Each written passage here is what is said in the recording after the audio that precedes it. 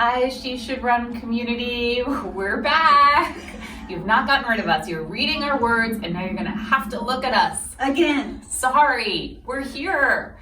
We're so excited that you're at the midpoint of reading this book and going through this work and figuring out how you might and are going to run for office. So congratulations on getting this far. I hope you're doing your checklist. You've thought about where you're running, why you're running, but we wanted to talk about how it's going to work in your real life, because you're probably in and around that chapter, the IRL section of it all. And this was a big section for us, so we actually broke up into two parts. Yeah, I think so many of us, even if we're inspired and have thought about maybe where to run and what's getting us there and know what we want to talk about, are really blocked by the just logistics of it all. What do I do with my children? What do I do with my parents? What do I do with my job? Just the nitty-gritty life stuff that I think for women who are doing so much in their lives, too much in my opinion, that can be really overwhelming to think about. So you're about to head into a section that really breaks down the time that you have available to do this based on how many hours you might need for your specific seat that you're interested in, the care you give, the care you need for yourself, how much money you have or don't have. And how much money you have to raise. You know, all of these things are part of this really important section of the book, and so we're so excited to talk to you about it. One of the things we did to help kind of bring our vision to life, but also we wanted to hear from other women too, we talked to the women electeds to understand from them what challenges they faced. You hear these stories in the book, you're already probably reading them and familiar with them. Hopefully they're like best friends. Liz Brown, the city councilwoman from Columbus, Don't get Ohio. too close to them because that would be really weird.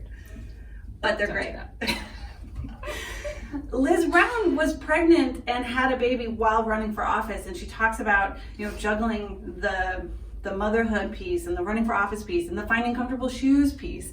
All of these are in the sections that you're coming up to, and so I invite you to take it on and to really work the book through these sections, because these are going to propel you forward. And I hope that some of the composite characters of real life women who are in the book, who come from very vastly different economic situations and have vastly different jobs and care situations, I hope you're able to look at them and see yourself somewhere in one of them, because this really should be a possibility for all of us. So you're at the point in the book where you probably have a really good idea of where you want to run and why you want to run, and being able to articulate it and figuring out who the networks of people in your life are who you're going to ask for help, and maybe even how much money you might need to raise. But if there's some sort of creepy thoughts and feelings, something keeping you up at night, now's the time to kind of talk about that. And in the book, we talk about this in a couple different chapters, but we also tell some stories that I think help all of us understand how to address these fears, but also reclaim them so that you can actually run as your most authentic, confident self. So one of the stories we actually tell in the book is of Stacey Abrams. We love Stacey. Okay. And when she was running for governor, she knew she had some personal debt. She had student loans, she was paying some of her family's expenses, and instead of having that keep her from running for office and fulfilling her dream, she reclaimed it. And she wrote an op-ed about it in Forbes magazine and talked about how so many Americans, so many women have this type of debt. And it doesn't disqualify her from running for office. In fact, it makes her more qualified, because she can relate to the experiences that her community and all of us really have when it comes to our financial security.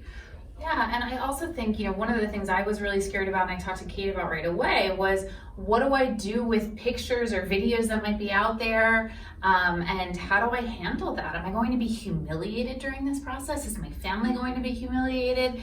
And that was really, really scary. And we talk a lot about this in the book. You will have some guidance there. It should honestly, it shouldn't be the reason we don't run for office. It should be the reason we do run for office. So I totally get it, and I get that that's a fear, and women do risk humiliation and all of that in a world that's misogynist, no other way to put it.